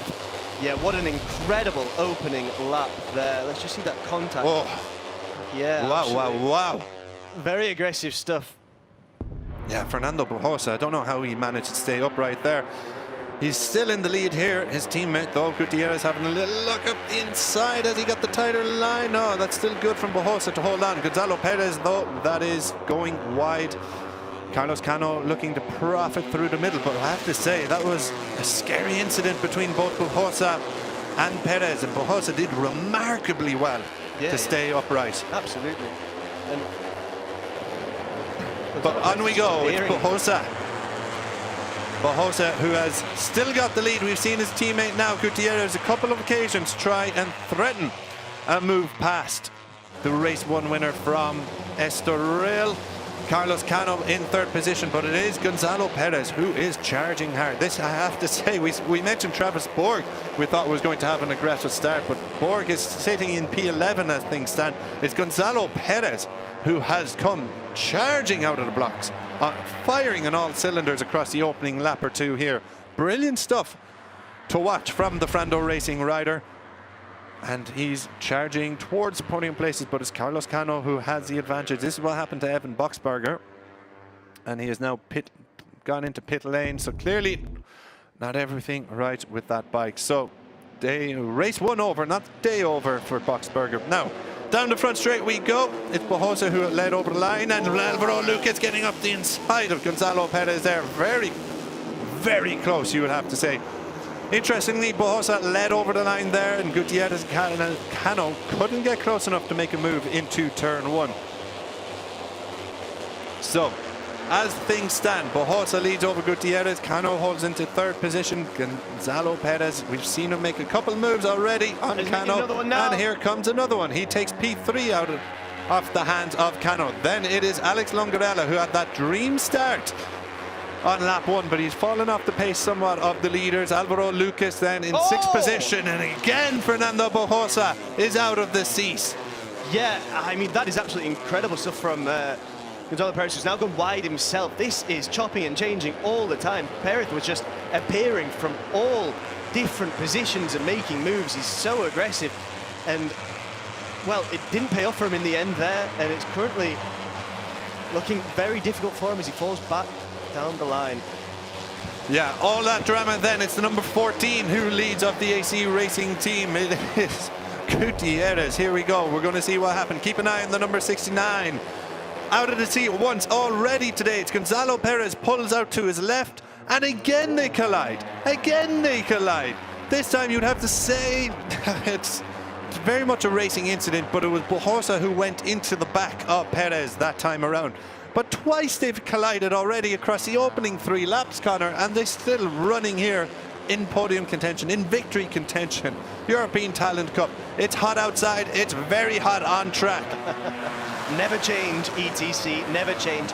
It's been so dramatic so far, and I'm sure we've got so much more drama to enjoy here. But Huss is doing incredibly well to maintain this pace in this heat for the time being, but this leading group is going to be making it so difficult for him. Now we just have confirmation of a new best race lap for Karpushin, 1:48.6. That's an absolutely sensational speed to be setting. It's a scorching pace. He's a 1:48.6. He's the only rider into the 1:48s last time around, the Kyrgyzstani rider. He's running in 7th position, so he's very much in contention here. This would be a cracking result. There he is, the number 70, side by side with Ignacio Galan. If he can get himself up a little bit further, you never know. Karpushin very much in contention here if he maintains that pace. But back out front, it's Alex Longarella who has taken the lead over Fernando Bojosa. So here we go. This is the race start. Keep an eye on Cano. It's a slow start off the line. Then the number 45, Alex Longarella. You see Bojosa, number 69. Slot in behind Alvaro Lucas. Not for long though. The 69 of Bojosa passing Alvaro Lucas for 2nd place. Longarella firing off the outside of the front row to lead. Cano though, shocking start, but it hasn't cost him too dearly, you have to say, with this lead group forming. Now, Yaroslav Karpushin at the Frando Racing VHC team said a 1:48.6 last time around. He's now running in 6th position. He's got the number 12 of Gonzalo Perez just ahead of him. Carlos Cano, though, making a move for the podium positions here. That's Fernando Bojosa, who's sitting in 3rd position, but just manages to hold up. But Karpushin very much on the charge here. Let's see what the lap times are coming around this time. A couple more riders into the 1:48, including Alex Longarella and Edu Gutierrez. Indeed, Gutierrez just missing out on the 1:48. Gonzalo Perez in there, Alvaro Lucas in there as well. Karpushin, though, a 1:48.6. Again, the fastest rider on track, I think. Yeah. So Karpushin is charging hard here. He's on the outside. Oh, he's a bit too far outside of Perez there. That's going to cost him. Yeah, absolutely. We just saw an excellent move from Bojosa there to move into P2, and now he's right on the back wheel of Alex Longarella. So Bojosa biding his time now for the time being, but he's going to be making his move soon. You can be sure of that. While Cano also is just trying to get the best of Gonzalo Perez there. Yeah, it's absolute mayhem here in Jerez. It's 4 abreast there and almost going in towards Dani Pedrosa. Oh! Gonzalo Perez! Oh, he was knocked once, he was knocked twice, but it's the 3rd time that he falls down. A collision there, and look at that frustration from Perez. It was a heck of a ride he was putting in. Very aggressive from the get-go from Perez. Collided into Bojosa on the opening lap. Then Bojosa collided into his rear wheel just a lap or 2 ago. But now this time there is no saving it for the number 12. Let's have a look at what went wrong here. This time is he into the... Oh, just touches the wheel there. Into the back of... Was that... It wasn't Bojosa again, was it? No, it was Edu Gutierrez. Yeah. So the other AC Racing team rider. Not getting on with the AC Racing. Yeah, oh my, Gonzalo Perez. Well, back out front though, and here we go. Karpushin is now into the podium places amid all that drama and the chaos, and I don't know where to look, Connor, but it's Bojosa who's leading, Alex Longarella in 2nd position. There's no surprises there, but look at that. Yaroslav Karpushin He is charging hard here, and he is in the podium places. Carlos Cano is back in 5th position, and Alvaro Lucas is in 4th. It's the ATC, and anything can happen, Chris, and that's what we're witnessing here. Really unfortunate for Perez there. I mean, he must be absolutely devastated. We saw his frustration, but back at the front, Bujosa is looking very, very strong. We saw what he was capable of in Estoril, and he's delivering again here in Jerez. Yeah, Bujosa, Longarella, Carlos Cano. It's the usual suspects, but I don't think I'm mentioning enough, but Yaroslav Karpushin, look at him now, he takes the inside line. Is he going from P3 into P2? Well, there's a few riders abreast there. It looks like Karpushin's going to lose some positions here, but Karpushin's come from 18th on the grid to be in this podium battle. Indeed, he's not just in the podium battle, he's in the victory fight. But it's led by Alex Longarella as we speak, the Snipers Igax team, number 45, but he's got Bujosa now making a move up the inside, 3 abreast, just outside the podium positions. Look at this. This is brilliant, brilliant racing. ATC at its very, very best. Yeah, Alvaro Lucas there as well, showing us just how brilliant he is. Such a precocious talent, just 14 years of age. He's now moved into P3, and this battle is looking on for the time being. And it's just Karpushin. Is he going to make a move? He's not going to, as we head towards the final corner on this lap. Turn number 13, and we're going into the start-finish straight. Alvaro Lucas there, firing it up the inside, taking the narrower, tighter line around the Jorge Lorenzo corner. He comes out of that in 3rd position. Now, Bujosa is going to lead over the line, is he? Well, Alex Longarella pulls it out. Who's going to lead coming out of turn 1? Longarella leads going into it. Alvaro Lucas gets up the inside of Fernando Bujosa with Karpushin in 4th position. Carlos Cano still riding in 5th. He's battling with the number 14 of Edu Gutierrez. And Cano does get ahead of Gutierrez. Then at the back of that, it's Ignacio Galan. Galan, one of the only riders still in the 148s. Also Yaroslav Karpushin. Yaroslav Karpushin back into the 148s. Everyone else in the 149s around him. Alvaro Lucas into the 148s as well. But out front, it's trapping, changing. It's brilliant. It's it's unmissable. It's gripping. Watch here, Connor.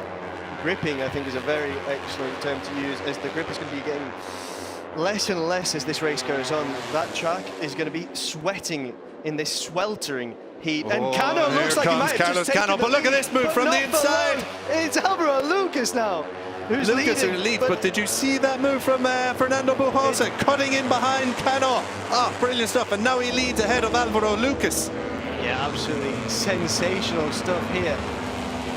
We did wonder who was going to be taking advantage of those 2 straights here in Jerez, because we saw it was absolutely vital to the race in Estoril, just how the riders took advantage of the straight and the slipstream, and well, it's proving to be very important yet again. Absolutely.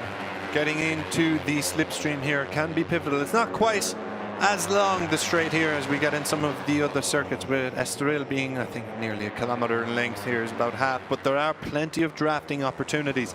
So we're about to see one here. It's Alvaro Lucas who leads coming out of the final corner and about to lead going across the line. But we're going to see Fernando Bujosa pull out of his slipstream and make a move for the lead. No, we're not. We're going to see Yaroslav Karpushin relegate Bujosa to 3rd position. Karpushin showing some incredible pace here. Brilliant stuff from the Kyrgyzstani rider. Carlos Cano then getting in the inside of the number 14, Edu Gutierrez, and forcing Gutierrez wide. That's cost him a couple of positions. Carlos Cano, it has to be said, he's very much in the victory fight here, but he hasn't done much of the front running. We've not seen him at the lead group that often. He's kind of sitting 4th, 5th position, perhaps just biding his time a little bit. Clearly nothing to separate these riders. It's not about who leads coming out of the final corner, it's about who leads going over the line. And we've still got 6.5 laps till we get to that stage. So Bujosa once again pulling into the lead. Cano making move for 3rd position, with Alvaro Lucas settling into 2nd position. Karpushin then very much one of the fastest riders on track once again. Karpushin 149.6, so it's a little bit slower than we had been going, but there's a lot more chopping and changing. Yeah, it's Bujosa now who's leading from Alvaro Lucas, but not for long. Well, he's taking it back now, but Miroslav is down as well. Yeah, a couple of riders at the back, Oliver Cantos and Nikola Maroslavov. both out of the race. We hope that they are both okay. The Estrella Galicia 0-0 riders, yeah, they've both gone down at the same corner too, haven't they? Just going in, Danny Pedrosa corner there, I think. Or indeed, it's the turn 5. But yeah, unfortunate then. Cantos starting pretty high up on the grid on 3rd row, so disappointment for him as it is for Miroslavov. Now back at the front, it continues to chop and change. Concerned looks inside the TF Moto Aspar Junior team box, and why not? They've got their rookie rider, the number 46, Alvaro Lucas. Oh, he's a bit of a bobble there coming around turn 1, wasn't there? Well, he's battling for the lead, but he's dropped down again. He's shaking there a little bit. So Alvaro Lucas very much in the fight here, but not his best moment in this race. Back out front, it's Fernando Bojosa over Alex Longarello with Carlos Cano settling into 3rd position. We've got a yellow flag at turn 5. I would imagine just from the previous crashes for the Estrella Galicia 0-0 duo. So Longarella now leading the race, the number 45. As we see, it's going to chop and change once again here in the chasing pack behind them. Yeah, but out front it remains Longarello over Bojosa with Carlos Cano. Yeah, absolutely. I mean, what a race so far. This has been absolutely incredible. And I was just saying there, Chris, the positioning going into turn 6 seems to be so important for deciding who's leading at any given point in time. For the time being, it is Alex Longarella, but Cano seems to have just maybe flicked a switch there. He is settled into P3, but he's climbing up the rankings here, and with a rider of his caliber, you know that he knows what he's doing, and he's just waiting for his moment. For the time being, he's still got Bojosa and Longarella to deal with. Yeah, absolutely. So we're about to clock off another lap. Around Jorge Lorenzo corner we go once again, and after this we'll visit it 5 more times, Connors. We're about to go clock off yet another lap. 5 to go. Alex Longarella will lead over the line as Carlos Cano then over Fernando Bojosa. Alvaro Lucas still running in 4th position. Jaroslav Karpushin, Fernando Bojosa. Again, another bizarre moment for the number 69 AC Racing Team rider, but he's still upright. So it's cost him a couple of positions, but here we look at the group behind, which got the likes of Ignacio Galan in there, leading this over Ramadipa. Gabriel Tassini's in there, Travis Borg. We tipped Travis Borg to have a moment there. The number 49, Izan Rodriguez out of the season. He's going to fall to the back of this group. But this is for some good point scoring positions up for grabs here. It's this from the number 4 of Gabriel Tassini in P8, going all the way back to P13, I think, with Carlos Martinez or Izan Rodriguez in P14. So a lot of points up for grabs here, but we're back out at the front. Alvaro Lucas has been relegated to 3rd position, but that is running a little bit wide. He's back in 2nd. Alex Longarella running a little bit wide, but gets up the inside. Then it's Fernando Bojosa coming around the end of sector 3. Keep an eye on the number 70, the Kyrgyzstani rider Jaroslav Karpushin, who's excelled in this race here under the scorching Jerez conditions. Starting 18th on the grid, he said, reeled off a couple of really fast mid 148s to get himself into contention for this podium battle. It would be his first in the class, and I don't have the facts on me. I would have to guess a first for Kyrgyzstan as well. It could well be the case. I mean, he's been absolutely sensational, and you have to ask if he's capable of putting in laps like this. I mean, he's spent much of this race as the fastest rider. So where were these laps during qualifying? He could be. Would this race have been different if he'd started from the front of the grid? Answers on a postcard, please, Connor. But he's absolutely sensational. Yeah, Carlos Cano has really dropped off the pace here. Last time round, that's a 150.7 he put in. That's over a 1.5 seconds, you would have to say, slower than the riders ahead of him. Has he got an issue here, Carlos Cano? He's still riding out here. Maybe perhaps he ran it wide. We didn't quite see anything there, but yeah, he's a 1.5 seconds slower than this leading group. Yeah, he still looks like he's in contention. He must have made a mistake on that last lap that we didn't quite spot. But back out front, no mistakes yet from Longarella, nor Bojosa, nor Lucas, or Jaroslav Karpushin. So, Karpushin, is he looking to make his way into the top 3 here? This group is led by Alex Longarella, Oh, he could well be. No, it's not. No, it's close Bujosa, enough. and that forces. Oh, that's not good for as Alex well. Longarella. Bujosa coming through aggressively there. A bad couple moments indeed for Longarella. Forced upright as he was looking to make the right-hand turn, and then he was forced even wider. That's cost him a couple of positions. Now, he's probably outside the podium places. We'll take a look here once we see, there we go, the number 45 running in 4th position is Alvaro Lucas. Looks to have a little move up the inside of Karpushin, but it doesn't quite come to fruition for the young Spaniard, and the Kyrgyzstani rider holds on to 2nd. You have to say Bujosa has done probably the majority of the leading in this race, along with Alex Longarella. Longarella wasting no time and making his comeback here. Picks off Alvaro Lucas for P3. Around Jorge Lorenzo, we get ready to go once again. Plenty of trapping and changing expected here. Longarella up the inside of Karpushin. Karpushin could be in a bit of danger dropping outside the podium positions here, but let's see how it'll all fare as we come across the line with 3 laps to go. How will it change going into turn 1? Yeah, how's he going to position himself now? Karpushin is going to try and make a move. He's not quite close enough to try and lunge in there at this turn 1 and claim P2. He's going to have to settle with where he is for the time being. Further back, it's Tassini who's still leading this group, but it's Ramadipa who's putting the pressure on. Yeah, quite a large group here. I think it's P8 to P14 up for grabs in this chasing pack. Oh, Carlos Cano. It's the rockin' rodeo. How has he stayed on his bike there? Wow, oh wow. It seemed that Cano went wide along with Ignacio Galan. Galan has actually fired himself into this group, the number 23. He's been going under the radar. He looked wide. Carlos Cano, though, out of the seat with 2.5 laps remaining, and that could have been another race 1 DNF, but he's still very much alive in this race. Let's take a look at what happened here. Running it wide, oh, on the curb. It looks like it just lost a little bit of grip, grabbed it on the curb, and then somehow managed to the rear tire managed to whip around, but he stayed on the bike.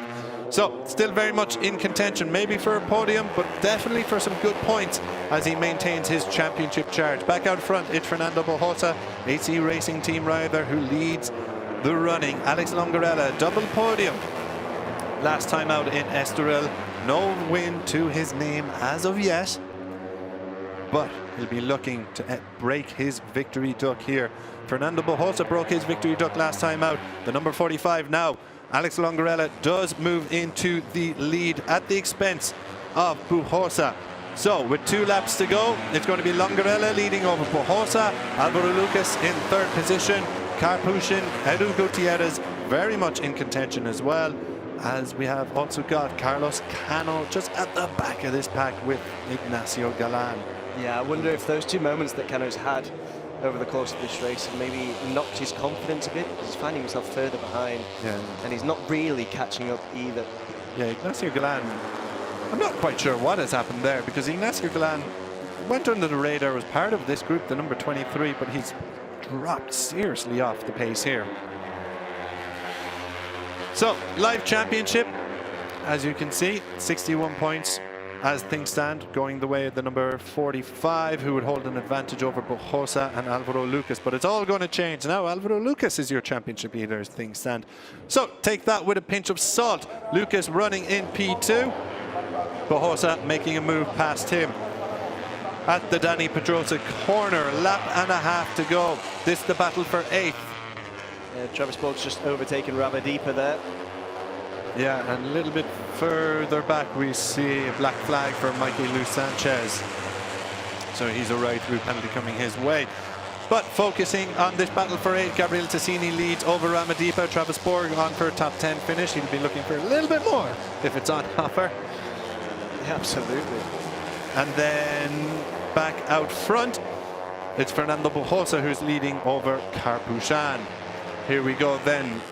Alvaro Lucas in 3rd position. Carlos Cano has made a comeback. Alex Longarella looking for a tighter line there. Bujosa is going to lead coming around here onto the final straight, but it's all chopping and changing in 2nd, 3rd, 4th, 5th and 6th position. Carlos Cano, he was posting a couple of slower laps. Very lucky to still be in the race after that massive moment. But now he's very much in victory fight here. Last lap it is then, Connor. Yeah, this is absolutely incredible. Cano did so well to stay on that bike when he had that moment as well. Oh, he's had another moment. He's been forced wide and to the back of this pack once again into 6th position. Is that the victory charge over? Izan Rodriguez is out of the race, but is that the victory charge over for Carlos Cano after a moment with Alex Longarella? Longarella has now exceeded track limits at that corner. Back out front though, it's Alvaro Lucas who's about to challenge Fernando Bojosa for the lead. He's looking to get the inside line. Now, this is going to be Coming around absolutely turn 5. crucial going into turn 6. The positioning here is going to be vital for how this lap results. Look at that from Capuchin there. Who's going to get the perfect spot? Well, it looks like it might be Lucas on the inside of Longarella, but not quite. Yeah, Bojosa does that brilliantly. Cut the nose off Carpuchan and took the wider line coming into Danny Pedrosa. It still leads over Alvaro Lucas. In 3rd place, it's Alex Longarella. Carpuchan has now dropped out of the podium position. But surely a move is going to come. Where is it going to come? It has to be at the Jorge Lorenzo corner. Will there be an opportunity before? Well, at turn 9, are we going to see anything? Not quite, yes.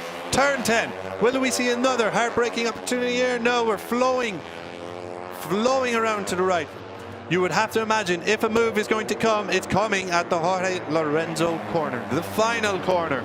And then, perhaps, out of the slipstream. So it's Bojosa leading into the final corner. Alvaro Lucas is going to try one up the inside, as is Alex Longarella. Oh! Carpuchan and Cano clash. Carpuchan and Cano crash. It's a crash for Carpuchan. Cano is going on, but Alvaro Lucas is going to take the victory. The rookie rider is your new championship leader. 25 points. Brilliant. He takes advantage of all the drama at the final corner. Fernando Bojosa had to settle for 2nd. Alex Longarella, a 3rd podium in the row, but his victory race goes on. Ignacio Galán then. He had fallen off that top 6 group, but he finishes 5th after that incident between Carlos Cano. Yaroslav Carpuchan, his brilliant ride ends in the gravel at the final corner. The Kyrgyzstani rider came from 18th on the grid, but crashes out at the final corner. I mean, there's so many huge disappointment for him. All that means Kiandra Ramadipa finishes 7th ahead of Gabriel Tassini. Oh, breathless last lap, breathless final corner, vintage Jerez. I mean, you said it from the beginning, there was going to be drama here. There was drama at the very start of the race, there was drama at the end of the race. And I feel just awful for Capuchin after such a sensational ride, for it to end in tears like that. But what a race from Alvaro Lucas, 14 years old, and he's been absolutely incredible. Yeah, but let's not focus on the negatives. Let's look at the brilliance of another rising star in the Aspar team. Another rising star from what seems an endless conveyor belt of talent within Spain. Alvaro Lucas takes a brilliant win. Double P4 in Estoril for Alvaro Lucas. Absolutely sensational debut. Well, he's only gone and done a little bit better here in Jerez. Fernando Bojosa, victorious in race 1, crossed the line 2nd in race 2 in Estoril, was disqualified for a technical infraction, but he's back on the podium here as he launches, as his championship charge really takes flight. Alex Longarella completing the podium ahead of Edu Gutierrez, the number 14, Ignacio Galán as well, taking P5. Brilliant results for those rookies. Carlos Cano, though, you'd have to wonder how he's feeling. Very much in the fight for victory. Comes home 6th, which would be a disappointment, but you have to imagine he's somewhat relieved to pick up those points all the same, and to see the checkered flags given what happened to Carpuchan. Very unfortunate. We'll get a replay of that incident very shortly, no doubt. But all the podium trio head to Parc Fermé to get their technical checks and then to let the celebrations begin.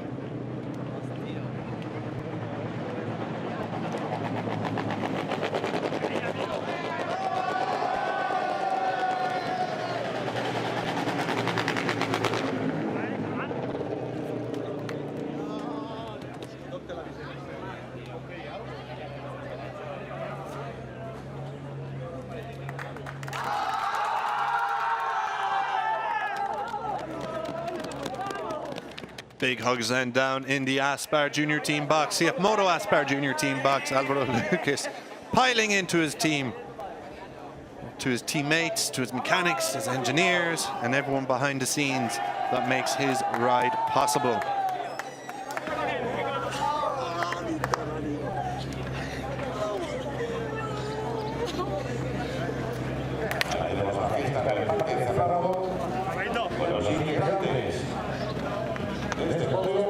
Some non-team members getting in on the celebrations, perhaps family members of the Lucas family. We can only speculate, of course. P2 then for Fernando Bojosa.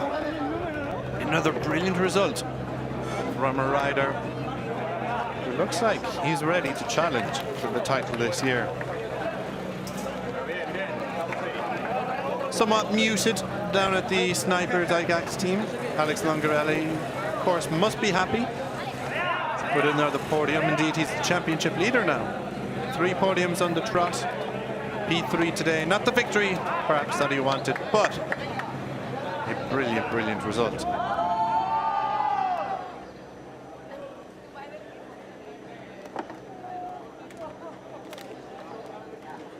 Yeah, a race packed with incident. Let's take a look at some of the key moments then from race 1 here in Jerez. Alex Longarella making the move up the inside, but it was Yaroslav Karpushin and Carlos Cano who went wide at the very final corner. Karpushin, it seemed, just couldn't get it right and blocking the way of Cano. Cano went on to see the checkered flag. Unfortunately, a DNF for Karpushin, but all that drama meant Alvaro Lucas took his first victory in the European Talent Cup. His first podium, his first victory, and he is down with Conor Doherty, and we can hear from him now. That's right, Chris. I'm here with Alvaro Lucas. Alvaro, first podium, first win. How does that feel? I'm very excited, no doubt, because it's the second race in this category, and I won. I want to thank my team because he got a good job this weekend, and I want to thank my manager, my sponsor, and my family. And in Spanish, please.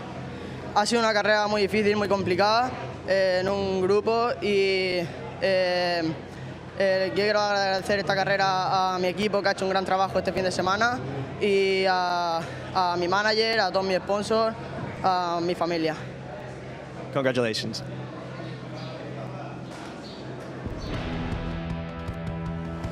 Alvaro Lucas is a European Talent Cup race winner, and this is how he did it. Carlos Cano started from pole position, but the number 1 dropped back to 4th, 5th position by the opening corner, with Alex Longarella and Fernando Bojosa charging through to the lead. Big drama early on as Bojosa and Gonzalo Perez collided. Evan Boxberger crashing out of the race early on. It was constant chopping and changing as a lead group began to form, often led by Bojosa. It also included Alvaro Lucas, Alex Longarella, Edu Gutierrez, Ignacio Gala, and Carlos Cano. As again another collision, Gonzalo Perez colliding into Bojosa a second time before he collided a third time with an AC Racing Team bike and crashed out of the race.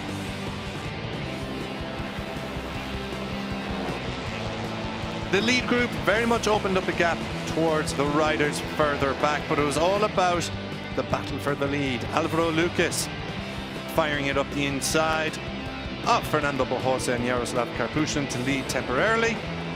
A little bit of a wobble then for Lucas. Bojosa take the opportunity to lead for a while before Alex Longarella also did a good bit of the front running. Bojosa was then back in front, with Yaroslav Karpushin coming from 18th on the grid to put in a heck of a ride and challenge for the podium places. Late drama saw Carlos Cano out of his seat, but stay upright and stay in contention. Back out front, it was the usual suspects of Bojosa, Lucas, Longarella battling for the lead, while Carlos Cano was firmly back in contention. Then the number 70, Karpushin, at the final corner just got it wrong going into the Jorge Lorenzo corner, knocking Carlos Cano into the gravel. Cano saw the checkered flag, but it was Alvaro Lucas who took a maiden European Talent Cup victory in dramatic circumstances. Fuerte el aplauso para el tercer clasificado, el piloto español, Alex. Time for the podium ceremony then. A sight we're becoming accustomed to see. Alex Longarella on a European Talent Cup podium. 3 in a row for the young Spaniard. It's a second podium of the campaign for Fernando Bojosa. Bojosa taking victory at the season opener in Estoril. Well, Álvaro Lucas, first podium and first victory in the European Talent Cup. Here we have the trophy presented by Mr. Jean-Marc Deneur, the Vice President of FIM Europe.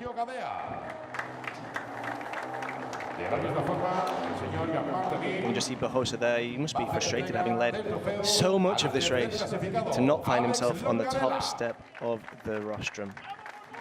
It's as we said, Connor, it's not about who's leading during the race, it's who's leading over the line. And always in the European Talent Cup, that is far from certain as to who it will be until, in fact, the race is over and the checked flag has waved. Yeah, then the trophy presented by